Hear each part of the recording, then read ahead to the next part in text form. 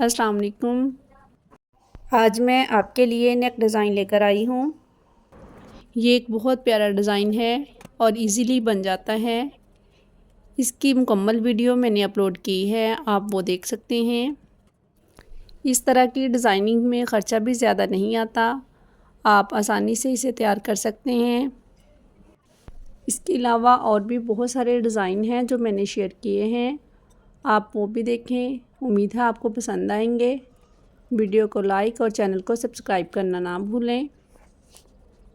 इस तरह के आइडियाज़ मैं आप लोगों के साथ शेयर करती रहती हूँ।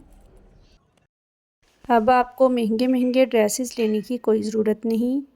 आप चाहें तो इस तरह के ड्रेसेस ख़ुद घर पे तैयार कर सकती हैं या फिर आप अपनी टेलर से तैयार करवा सकती हैं। अपनी पसंद का ड्रेस ख़ुद तैयार करें या फिर करवाएं। अपना और अपने घर वालों के बजट का ख्याल रखें। अल्लाह हाफिज़।